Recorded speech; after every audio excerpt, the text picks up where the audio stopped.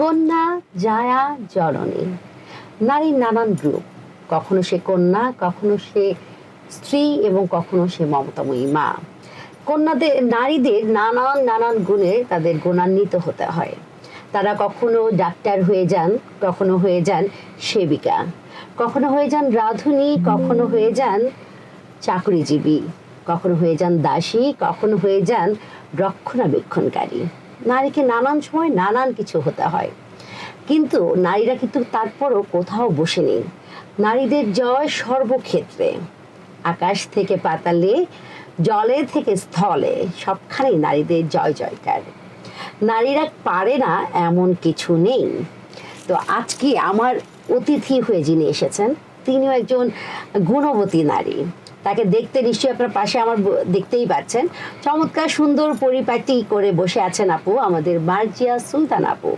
তার হচ্ছে শাড়িটা তার নিজের করা, তার গহনা তার নিজের করা, ইভেন আমার গলায় এত সুন্দর একটা মানে একটা অথেন্টিক পিস, মানে এত নাইস। এটা ওয়ান পিস, হ্যাঁ এটা ওয়ান পিস মেড, কারিগর ডেড। সো এরকম কারিগর আমাদের ডেড হয়নি, বাট এইগুলো হচ্ছে আপনি পুরো পৃথিবীতে এক পিস করেই পাবেন।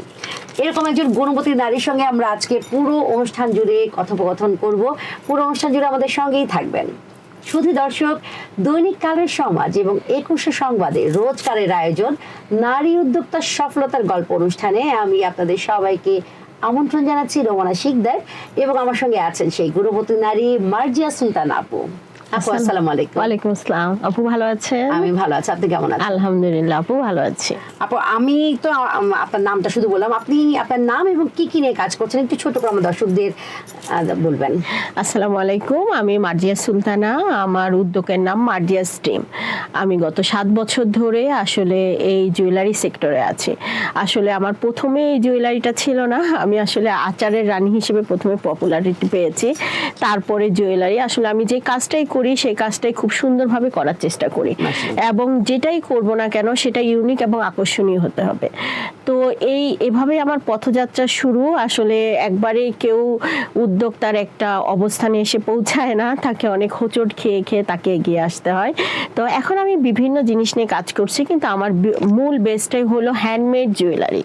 হ্যান্ডমেড বিভিন্ন ধরনের জুয়েলারি, যেখানে জুটের আপুর যেটা পরা সেটা হলো সম্পূর্ণ জুটের তৈরি জুয়েলারি।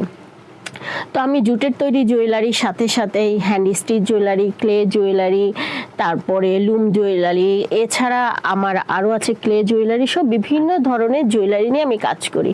এবং আমি জুয়েলারি ডিজাইনার হয়ে এখন কাজ করছি, সাথে আমি একজন জুয়েলারি ট্রেনার। আমি গত 5 বছর যাবৎ জুয়েলারি ট্রেনার হয়েও কাজ করছি। তো আলহামদুলিল্লাহ আমার অনেক অনেক স্টুডেন্ট আছে যাদের থেকে এখন পর্যন্ত আমি ভালো রিভিউ পেয়ে এসেছি, এবং এদেরকে আমি সর্বক্ষেত্রে সহযোগিতা করার চেষ্টা করি। চমৎকার চমৎকার। একটু আমি শুরুর আগে আমি একটু আপুর গহনাগুলো একটু দেখিয়ে দিতে চাই। মানে এত চমৎকার গহনাগুলো পাট দিয়ে তৈরি, মানে বাংলাদেশে পাটকে সোনালী আঁশ বলা হয়, এবং এই পাট বৈদেশিক মুদ্রা অর্জনে অনেক দারুণ একটা ভূমিকা পালন করে। এবং আমাদের আপুরাও দেখেন এত চমৎকার চমৎকার জুয়েলারিগুলো দেখতেই পাচ্ছেন নিশ্চয়ই। এই জুয়েলারিগুলো আপু নিজ হাতের সাথে, হ্যাঁ জুটের কম্বিনেশন, সাথে শীতল পাটি আছে। এখানে আছে আমার, এখানে হলো আমার জুটের তৈরি, হ্যাঁ জুটের পাটকাঠিকে আমি নেচারের সাথে কাজ করতে পছন্দ করি। এখানে নেচারের করি, জুট পাটকাঠি, এটা পাটকাঠি, এটা ক্লে, এটা সম্পূর্ণ হ্যান্ডমেড। সাথে আমাদের শীতল পাটি আছে, শীতল পাটির সাথে আমাদের ফুল, এটাও আমার হ্যান্ডমেড টোটালি। এখানে আবার আছে আমার স্টিচের সাথে জুটের কিছু কারুকাজ। এখানে আমার শীতল পাটির সাথে জুট এবং জামদানি কিন্তু রিসাইকেল জামদানি, হ্যাঁ আমার কিন্তু একদম নতুন ইনটেক জামদানি না, একটু পুরানো হয়ে গেলে যে জামদানিটা ইউজ করে সেটা ইউজ করে, যাতে আমরা সেটা ফেলে না দিয়ে সেটা আমরা জুয়েলারি ক্ষেত্রে কাজ করতে পারি, সেই হিসেবে আমরা এখানে করেছি। আচ্ছা এখানে আমরা একটু এই জিনিসগুলো দেখিয়ে দিই আপুর কাজ। আপু একটু বলবেন এগুলো কি কি কাজ, একটু বলে আমাদের দর্শক। এখানে আমি আসলে ইকো প্রিন্ট নিয়ে কাজ করছি। আমার যেটা পড়া সেটা হলো আমাদের ইকো প্রিন্টের শাড়ির সাথে নেচারাল ডাইয়ের কন্ট্রাস্ট, এগুলো হলো আমাদের ইকো প্রিন্টের। আমাদের নেচার থেকে পাতা নিয়ে ইকো প্রিন্ট মানে নেচারাল ডাই, যেখানে খয়ের আর হরিতকি মিক্স করে কত সুন্দর একটা কালার আনা যায়। এবং এটা আমাদের পাতা, আমাদের গাছের পাতা, পাতার Century সাথে বলে নাকি? হ্যাঁ হ্যাঁ সেই পাতা দিয়ে এই যে এই কাজটা করা হয়েছে। চমৎকার। এছাড়াও বিভিন্ন, এটা শুধু যে একটা কালারে তা না, এই কালারটাও দেখেন, কালারটা আনাটা হলো, এটা হলো দেখেন খয়েরের সাথে হলুদ, এবং কিভাবে আমরা শেড আনতে পারি সেটাও এখানে সুন্দর করে দেখিয়ে দেওয়া হয়েছে। এটা একদম আমার নতুন শেখা কাজ। আমার বেশি দিন হয় না এই কাজটা আমি শিখেছি, 2 মাস থেকে 3 মাস হবে এই কাজটা আমি শিখেছি, এবং এটা এখন আমি প্রোডাকশনে নিতে চাচ্ছি, এবং আমি চাচ্ছি যে হ্যাঁ এগুলো আমার পেজ থেকেও বিক্রি হোক। অনেকে চাচ্ছে কিন্তু আমি অল্প অল্প করে সেল করতেছি, কারণ যেহেতু এগুলো হ্যান্ডমেড, এগুলো 1 পিস। মোট কথা হলো এগুলো 1 পিস, এগুলো আমি চাইলেও আবার দ্বিতীয়বার সেম শেড সেম কালার আমি আনতে পারবো না। এটা হলো নেচার ডাইয়ের একটা বৈশিষ্ট্য। আচ্ছা আচ্ছা, তো চমৎকার কিছু কাজ দেখে ফেললেন। আর আরেকটা জিনিস বলি, এই কাজগুলো আপনি সেম যদি বলেন যে আমাকে আরো একটা ওড়না সেম করে দিবেন, এটা কিন্তু 19-20 হয়ে যাবে, হবে না, সম্ভব না। So, লাইট এই ডিপ হয়ে বিষয়টা যাবে। মাথায় রাখবেন, যে এবং 3 পিস 2 পিসও চান, এটা যদি 2 পিসও আমি তৈরি করি, 2 পিসও লাইট ডিপ হবে। আপনি যদি বলেন যে আমাকে সেম শেডে সেম কালারে এনে দেন, সেটাও আমাদের পক্ষে পারা সম্ভব হবে না, কেউ পারবে না।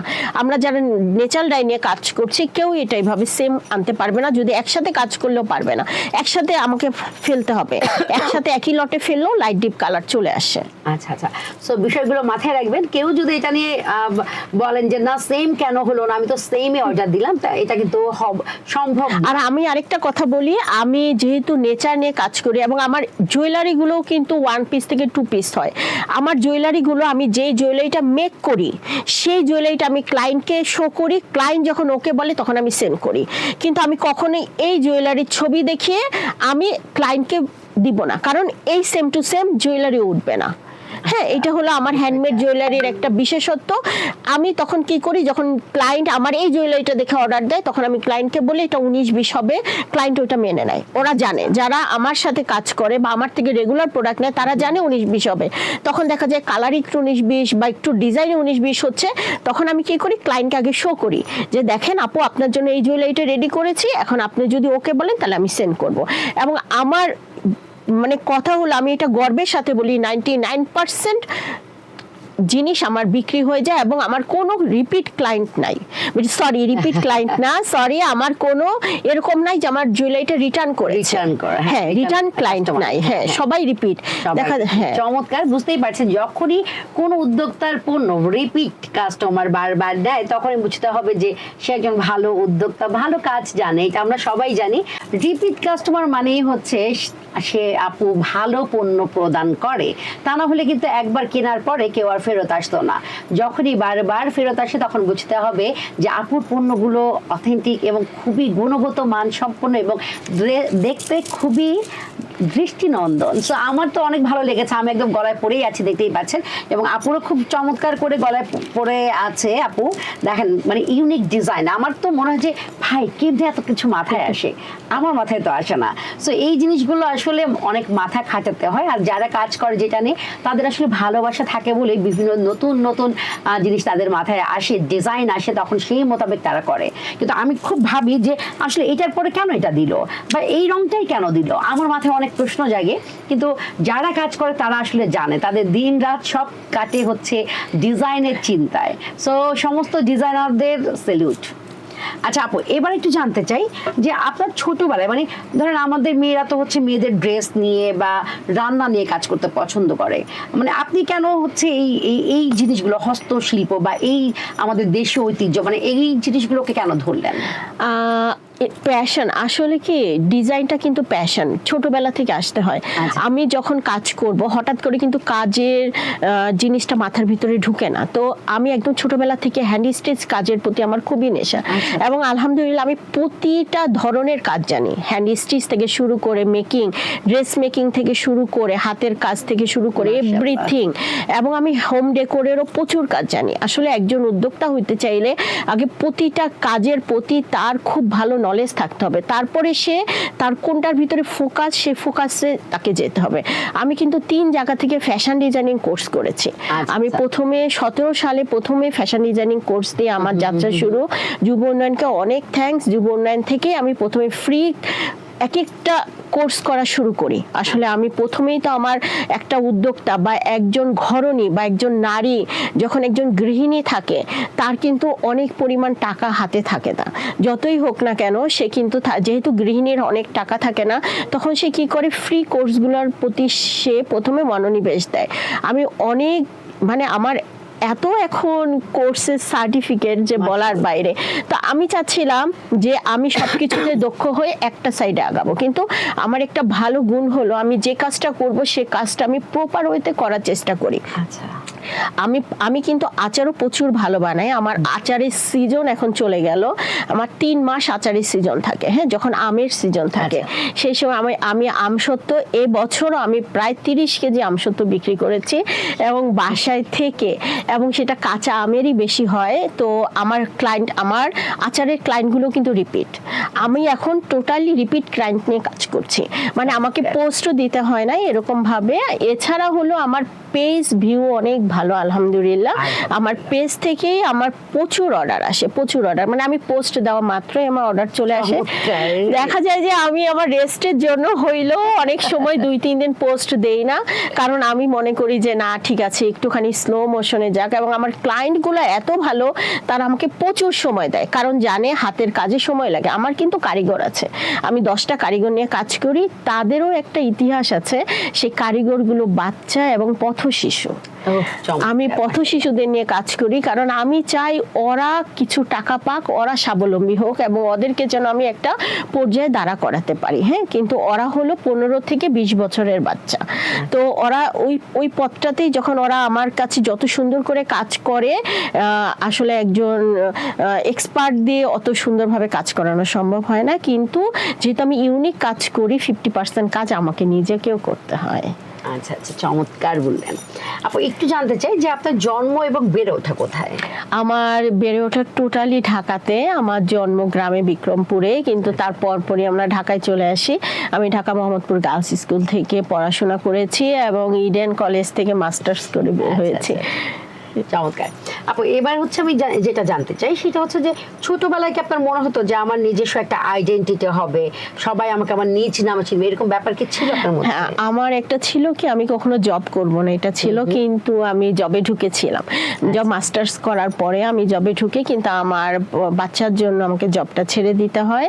তারপরে হলো আমার সবসময় একটা প্যাশন ছিল যে আমি কিছু শিখব, কিন্তু আমার সেই সময় মানে 2010-12-14 সালের দিকে কিন্তু উদ্যোক্তাদের এতটা প্রচার ছিল না এবং মানে যুব উন্নয়নেরও এতটাই ছিল না। এখন নারীরা যতটা অ্যাক্টিভ এবং ভালো কাজ করছে সে সময় পাওয়াই যেত না। আমি প্রচুর তখন খুঁজতাম, কারণ আমার বাচ্চাকে স্কুলে দেওয়ার পর আমার 4 থেকে 5 ঘন্টা সময় হাতে থাকতো। সেই সময় আমি চাইতাম যে আমি কোথাও যুব উন্নয়নে বা কোনো জায়গায় কাজ শিখি। তো এভাবেই আমি আস্তে আস্তে যুব উন্নয়নের সংবাদটা পাই এবং তারপরে আমি সেখানে আস্তে আস্তে কাজ শিখি। প্রথমে ফ্যাশন ডিজাইনিং শিখি, কিন্তু একটা সবচেয়ে মজার ব্যাপার কি জানেন, যখন আমি ফ্যাশন ডিজাইনিং কোর্সটা করি 3 মাসের কোর্স, 30 জন আমরা ছিলাম ক্যান্ডিডেট। 30 জনের 29 জন ফেসবুকে পেজ খুলেছে, শুধু আমি একাই পেজ খুলি নাই। কেন? কারণ আমি খুলি না, আমার পরিবার থেকে কাজ করতে দিবে না, আমি কোনো কিছু করতে পারবো না। কিন্তু সেখানে আমি সেকেন্ড হয়েছিলাম। আমার যে ড্রেসটা ওখানে আবার আমাদের ড্রেস শো করতে হয়, সেই ড্রেসটা সম্পূর্ণ আমি নিজে রেডি করেছি। সেখানে সম্পূর্ণ ড্রেসের ডিজাইন আমি করেছি। 6 জন সেখানে ফ্যাশন ডিজাইনিং কোর্সটা করাই ছিল আমাদের। তারা বলেছিল কেন আপনি পেজ খুলবেন না, আপনি পেজ খুলেন। আমি বলি আমি পারবো না, আমার আসলে সম্ভব না আমাকে দ্বারা। কিন্তু আসলে সেটা সম্ভব হয়েছে। আমারও প্রচেষ্টা ছিল, আমার পরিবারেরও সাপোর্ট ছিল, এর জন্যই আমি আসলে আস্তে আস্তে এখানে এসে পৌঁছেছি। চমৎকার, অনেক ভালো ভালো কথা শুনলাম আপনার কাছ থেকে। আপু একটু বলবেন যে নতুন উদ্যোক্তাদের জন্য প্রশিক্ষণ নেওয়া কতটা জরুরি? এইটা খুবই একটা সুন্দর প্রশ্ন করেছেন। নতুন উদ্যোক্তাদের অবশ্যই প্রশিক্ষণ নিয়ে আগাতে হবে। আমি এতটা এক্সপার্ট কিন্তু এভাবে হইনি। আমার কাজগুলো কিন্তু আমার মাধ্যমে আসার পরও আমি কিন্তু একটা নির্দিষ্ট প্রশিক্ষণ নিয়েছি এবং আমি জুয়েলারির উপরই 6 থেকে 7 জায়গায় প্রশিক্ষণ নিয়েছি। এবং আমি কি করব, প্রত্যেকটা টিচার আসলে কি আমাদের মেসেজ দিতে চাচ্ছে সেটা আমি নিয়েছি, তারপরে আমার মতো করে আমি এগিয়েছি। কখনোই প্রশিক্ষণ ছাড়া কেউ যদি ইউটিউব দেখে আগাতে চায় পারবে না, কারণ ইউটিউবগুলো এরকম মাঝে মাঝে দেখিয়ে দিচ্ছে, বাট একটা বেসিক একটা ট্রেনিং প্রত্যেকটা জিনিসেরই প্রয়োজন, এটা একদমই মাথায় রাখতে হবে। আমি যেহেতু ট্রেনার হিসেবে কাজ করছি, আমি বলি যে সব জায়গায় যে খুব এক্সপেন্সিভ ট্রেনিংগুলো হয় তা কিন্তু না, অনেক জায়গায় কিন্তু অনেক কম টাকায় ট্রেনিংগুলো পাওয়া যায়। দেখা যাচ্ছে আমরা অনেক জায়গায় যে ট্রেনিং করাচ্ছি, জেডিপিসিতে যে ট্রেনিং করাচ্ছি, অনেক জায়গায় যে ট্রেনিং করাচ্ছি, তো দেখা যাচ্ছে কি তখন আপনারা ওই সমস্ত ট্রেনিং সেন্টারগুলোতে যান, আবার আমরা নিজস্ব পার্সোনালভাবেও ট্রেনিং করাই। যখন দেখবেন যে আপনি ওই কাজটা খুব ভালোভাবে জানতে চাচ্ছেন, তখন আপনি পার্সোনালভাবে ট্রেনিং করবেন। চমৎকার বলেছেন। তার মানে আপনারা যারা ভাবছেন যে আমি তো এমনিই পারি, আমি ইউটিউব দেখে বাকিটা শিখে নিব, তাদের জন্য বলবো যে প্লিজ আপনাদের হচ্ছে বেসিক একটা শিক্ষা অবশ্যই দরকার। কারণ কোন জিনিসটা কিভাবে করতে হয়, বেসিক জিনিসটা, আপনি হয়তো একটা জিনিসে খুব ভালো দক্ষ, আপনি হয়তো ওটা নারী নক্ষত্র সব জানেন, তারপরেও আমার মনে হয় যে আপনি যদি একটা প্রশিক্ষণ নেন, তার উপর হয় না যে ছুরিতে ধার দেওয়ার মতো আরো বেশি শান হয়ে গেল, শান দেওয়ার মতো ধারালো যে ব্যাপারটা হয়, তো আপনি আপনার স্কিলটাকে যদি আরো বেশি ডেভেলপ করেন, তাহলে আপনার হচ্ছে চূড়ান্ত লক্ষ্যে পৌঁছতে খুব একটা দেরি করতে হবে না। আপু এবার একটু বলবেন আমার দর্শকদের জন্য, সেটা হচ্ছে যে বাংলাদেশে কোথায় কোথায় ফ্রি প্রশিক্ষণ নেওয়া যায়, বা কোথায় কোথায় অল্প মূল্যে, বা কি কি প্রশিক্ষণ কেন্দ্রগুলো আছে?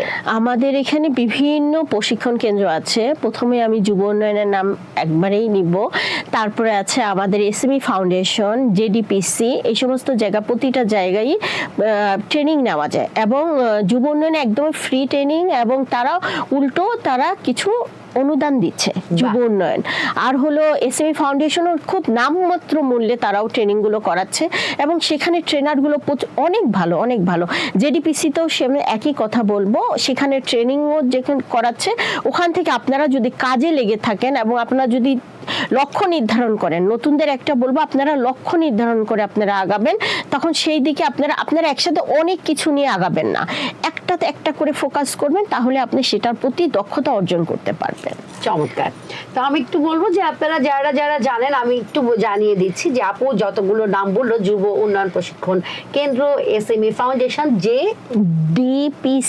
জেডিপিসি, এই সকল জায়গাগুলোতে, এবং আমাদের মনে হয় বিসিকো আছে, বিসিকো অনেক ভালো, বিসিকো নামমাত্র মূল্যে করে। এই সকল জায়গায় আপনারা একদম কিছুতে একদমই ফ্রি, কিছুতে নামমাত্র মূল্যে আপনাদের প্রশিক্ষণ দিবে, এবং আমি যতদূর জানি সেখানে একটা নাস্তার ব্যবস্থা থাকে, একটা হচ্ছে সারা দিনের কোনো চিন্তা করতে হয় না, একটা ট্রান্সপোর্টের মনে হয় ব্যাপার থাকে, এবং আপনার প্রশিক্ষণ শেষে যদি ভালো করেন আপনার সার্টিফিকেট সহ অনুদানও কিছু পাবেন। সো আমার মনে হয় যে যারা চিন্তা করছেন যে শিখবার জন্য এত টাকা কোথায় পাবো, এই সকল জায়গাগুলোতে আপনারা একটু চোখ রাখতে পারেন। ফেসবুকের মাধ্যমে এখন সব জিনিস কিন্তু হাতের মুঠোয়, এই কারণেই বলে বিশ্ব এখন হাতের মুঠোয়। আমি তার আগে একটা কথা বলে নিই, আমাদের মার্জিয়া সুলতান আপু কিন্তু একটু আগে বলেছেন যে তিনি কখনোই চাননি চাকরি করবেন, তো উনি উদ্যোক্তা হয়েছেন, তিনি উদ্যোক্তা হয়ে চাকরি দিচ্ছেন। এই কারণে উদ্যোক্তা জীবনের গল্প বা উদ্যোক্তা জীবন আমার অনেক বেশি পছন্দের, যে আমরা চাইলে, নারীরা চাইলে, শুধুমাত্র নারী না, নারী পুরুষ যারাই হোক, উদ্যোক্তা জীবনে আসলে চাকরি দেবার বা তার অধীনস্থ অনেকের কর্মসংস্থানের সুযোগ করে দেবার একটা সুবর্ণ সুযোগ থাকে। আরেকটা কথা বলি, আমরা যেমন সোর্সিংও করি, হ্যাঁ, কারণ আমাদের পক্ষে একা অনেক কাজ করা সম্ভব হয় না। আমরা যেমন মেলা, যেমন আমি ইসের মেলা 3 বার করেছি, 4 বার করেছি, তো মেলাগুলোতে দেখা যায় যে আমাদের সোর্সিং এর প্রয়োজন হয়। এছাড়াও আমরা টুকটাক সোর্সিং করে থাকি, যারা ভালো কাজ করেন তারা যদি আমার সাথে কন্ট্যাক্ট করেন, দেখেন তাদের থেকে একদম নগদে আমি পণ্যটা কিনে নিয়ে সেটাকে আবার মডিফাই করে সুন্দর করে আবার একটু অন্যরকম করে দেওয়ার চেষ্টা করি, কারণ আমি চাই যে আমার সাথে অন্যরাও কিছু হলেও কাজ করুক, কিন্তু কাজের কোয়ালিটি ভালো হতে হবে। সবচেয়ে বড় কথা, আমার সাথে যারা কাজ করবে বা করতে চাচ্ছে তারা সবাই জানে কাজের কোয়ালিটি ভালো হলে, তাদের থেকে আমার পছন্দ হলে আমি কাজ কিনে নেই। কিন্তু দেখা যায় যেহেতু আমি নিজেই একজন উৎপাদনকারী, ওভাবে কিনে নেওয়া সম্ভব হয় না। তখন দেখা যায় আমি যখন মেলাগুলো করি, এসএমই ফাউন্ডেশনের মেলা আমি গত 4 বছর ধরে করছি, এটা অনেক বড় একটা মেলা হয়, এটা হয় চিনমঞ্চি সম্মেলন কেন্দ্রে, তখনও দেখা যায় আমার অনেক স্টুডেন্টের কাজও আমার সাথে থাকে, যাদের ভালো ভালো কাজ করে তাদেরকে আমি সুযোগ দেই, এবং তারা আমার মাধ্যমে তাদের পণ্যটা বিক্রি করে। চমৎকার, মানে আপুর কাছে সুযোগের কোনো অভাব নেই, মাশাআল্লাহ। তিনি একজন ট্রেনার, তিনি পথ শিশুদের 15 থেকে 20 বছর বয়সী এই বাচ্চা শিশুদের, পথ শিশু যারা, তাদেরকে আপু শিখিয়ে প্রথমে শিখিয়েছি, তারপরে আমি তাদেরকে পে করে কাজ করছি, মানে এমন না যে ওরা আমাকে ফ্রি কাজ করে দিচ্ছে। তাদের পুরা বেজ হয়ে হিসেবে আমি ফ্রি না, আমি টাকা পে করে তাদের থেকে আমি কাজ নিচ্ছি। চমৎকার। সো এইটাও করছে। এবং আপু যখন বিভিন্ন মেলা হয় বা এসএবি এর সবচেয়ে বড় মেলাটা, তখন কিন্তু আপু হচ্ছে বিভিন্ন উদ্যোক্তাদের থেকে বা আপুর স্টুডেন্ট যারা আছেন তাদের কাছ থেকে পণ্য কিনে নিয়ে সেখানে আরো কিছু ইনোভেশন করে এরপরে হচ্ছে সেল করছে। সো আমার মনে হয় আপনারা যারা চান আপুর সঙ্গে কাজ করতে বা আপনার পণ্যটি আপুকে দেখাতে, আপনারা কিন্তু মার্জিয়া সুলতানা আপুর ফেসবুক পেজে অথবা তার মার্জিয়াস ড্রিম মার্জিয়াস ড্রিম জি এই অনলাইন পেজ যেটা আপুর, সেখানে আপনারা যোগাযোগ করতে পারেন। আপুর সঙ্গে তাহলে সাক্ষাৎ হয়ে যাবে এবং আপুর সঙ্গে বিস্তারিত কথা বলে দিতে পারবেন। আপু এবার একটু জানতে চাই, সেটা হচ্ছে যে একটু ভিন্ন দিকে চলে যায়, আমাদের সময় তো শেষ হয়ে যাচ্ছে। আসলে আপনাদের মতো উদ্যোক্তা গুলো না আসলে সময় কোন দিকে চলে যায়, আর এত কম সময়ের মধ্যে আসলে হয় না আসলে। আচ্ছা এবার একটু ভিন্ন দিকে চলে যায়, সেটা হচ্ছে যে আমাদের পছন্দ অপছন্দ অনেক কিছু আছে। এরপর আমরা ধরেন নারীরা যখন ঘরে কাজ করি, আমরা গুনগুন করে গান করি, কেউ হয়তো একটু কবিতা বলি বা কেউ হয়তো অন্য কিছু করি। আপনি আসলে কোনটা করেন? আসলে আমার একটু গুনগুন করে কবিতা বলাও হয়, আবার গানও শোনা হয়, ভালো ভালো গানও আছে, সেটাও শোনা হয়। আসলে সবকিছু মিলিয়েই ঘরে আসলে যে আমরা যখন কাজ করি তখন কিন্তু অনেক সময় বোর হয়ে যায়, তখন দেখা যায় যে অনেক সময় গান ছেড়ে বা কবিতা শুনে আমরা কাজের সময়টা পার করি। আচ্ছা, তো আমার দর্শকদের আজকে কি শোনাতে যাচ্ছেন বলেন তো আপু? আচ্ছা আমি একটুখানি দুটো মির্জা গালিবের 4টা লাইন আমি একটু শোনাতে চাচ্ছি। মির্জা গালিবের কথাগুলো আমার প্রচন্ড পছন্দ। হ্যাঁ, মির্জা গালিব বলেছেন, প্রেমে পড়েছো আবার সম্মানও চাও, ভালোবেসেছো আবার মর্যাদাও চাও, তুমি বড় নাদান গালিব, বিষ খেয়েছো তুমি আবার বাঁচতেও চাও।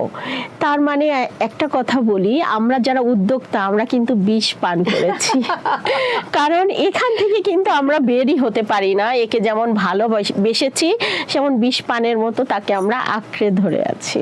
চমৎকার বলেছেন, চমৎকার, খুব ভালো লাগলো। মির্জা গালিবকে আমাদের উক্তিগুলো আমাদের অনেকের অনেক সুন্দর, হ্যাঁ অনেক পছন্দ এবং খুবই সবগুলো না অর্থবহ। প্রতিটা আপনার মতো করে থিমটা সাজিয়ে নিবেন। যেমন মির্জা গালিব হয়তো এটা প্রেমের উদ্দেশ্য বলেছে, কিন্তু এটা কিন্তু আমি আমার উদ্যোক্তা জীবনের উদ্দেশ্যে নিয়ে নিয়েছি, কারণ এটাও একটা প্রেম। রাইট আপু, এবার একটু জানতে চাই, সেটা হচ্ছে যে আপনি হচ্ছে বর্তমানে কতজন মানে মানুষের কর্মসংস্থানের ব্যবস্থা করে দিতে পেরেছেন? আপু আমি আসলে ট্রেনার হয়ে কাজ করছি। আমি যখন ট্রেনিং করাই সেখানে এই পর্যন্ত প্রায় 200+ আরো বেশি হবে স্টুডেন্ট আমার থেকে ট্রেনিং নিয়েছে। আমার অনলাইনে ট্রেনিংটাই বেশি হয়, যারা হাতে কলমে শিখতে চায় তারা আমার কাছে অফলাইনে ট্রেনিং করে। তো অনলাইনে ট্রেনিংগুলো আমার গ্রুপ ভিত্তিক হয়, মানে একা একা আমি নিতে পারি না, কারণ আমার অনেক রাশ থাকে, সময় রাশ, যেহেতু আমি নিজে একজন কারিগর হয়ে আমাকে কাজ করতে হচ্ছে।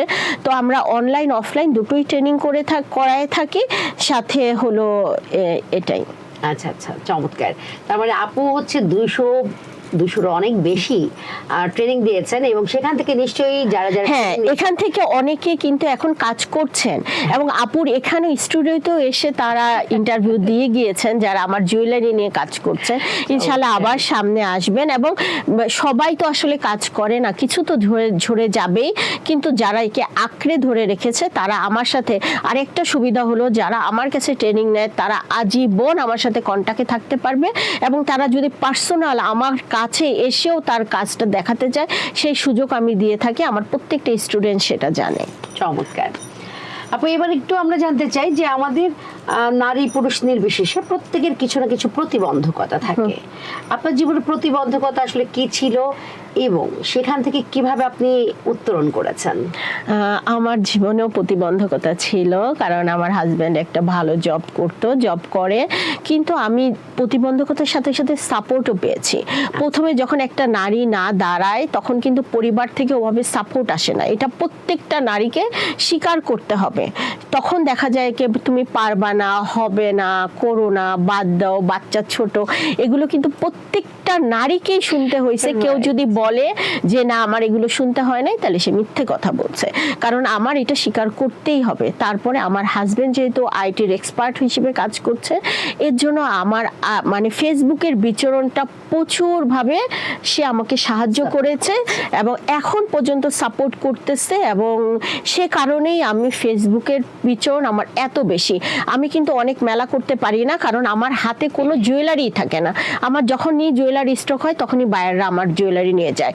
জাপানে এই জুট জুয়েলারির প্রচুর চাহিদা, জাপান, আমেরিকা, ইউকে, এই সমস্ত বায়াররা আমার ফিক্সড। এরা যখন দেখে শুধু নক দেয়, আপু কয়টা জুয়েলারি রেডি আছে শুধু বলেন, আমার জুয়েলারি ওভাবে চলে যাচ্ছে। তো দেখা যায় এসএমই ফাউন্ডেশনের প্রতি আমার এতটাই দুর্বল আমি, যে ওইটার মেলার লোভটা আমি সামাল দিতে পারি না। তো ওটা হয় 10 দিন বা 8 দিনের, তখন ওই মেলাটা অবশ্যই আমি করি। এছাড়া অন্য একটা মেলা আমার করা হয় না, কারণ আমার যত জুয়েলারি উঠে সব বায়ারদের কাছে চলে যায়। চমৎকার আপু, অনুষ্ঠানের শেষের দিকে আপনার সঙ্গে আসলে অনেক কিছু জানার ছিল, কিন্তু সময় স্বল্পতার কারণে হলো না। শুধু একটা লাস্ট প্রশ্নের আগে একটা ছোট্ট একটা প্রশ্ন, সেটা হচ্ছে যে মেলা করা কতখানি জরুরি বলে আপনি মনে করেন? মেলা করার থেকে ফেস ভ্যালুটা অনেক জরুরি। হ্যাঁ, যখন আপনি মেলা করবেন তখন আমরা কিন্তু মেলা করলে কখনোই কত টাকা বিক্রি হচ্ছে এটার থেকে ফোকাস থাকে আমাকে কতটা কে চিনছে। হ্যাঁ, আমার ফেস ভ্যালুটা, একটা উদ্যোক্তার জন্য ফেস ভ্যালুটা অনেক বেশি প্রয়োজন। আমরা যদি মনে করি আমার লসও হচ্ছে, তারপরেও আমাদের মেলা করা উচিত। কিন্তু আলহামদুলিল্লাহ এসএমই ফাউন্ডেশন থেকে কখনোই আমি লসের মুখ দেখি নাই, বরঞ্চ গেইনার হয়ে 3 গুণ প্রফিট নিয়ে আমি বাসায় ঢুকেছি। মাশাআল্লাহ মাশাআল্লাহ। আপু শেষ প্রশ্ন, আমার খুব কষ্ট হচ্ছে যে আপুর কাছ থেকে অনেক কিছু জানার ছিল, হয়তো আর অন্য আরেকদিন আমি আপুকে অবশ্যই ইনভাইট করব, কারণ আপুর সবকিছু আমার জানা হয়নি। শেষ প্রশ্ন আপু, সেটা হচ্ছে বর্তমানে মার্জিয়া সুলতানা আপু যে অবস্থানে আছেন, আগামী 5 বছর পর নিজেকে কোন অবস্থানে দেখতে চান?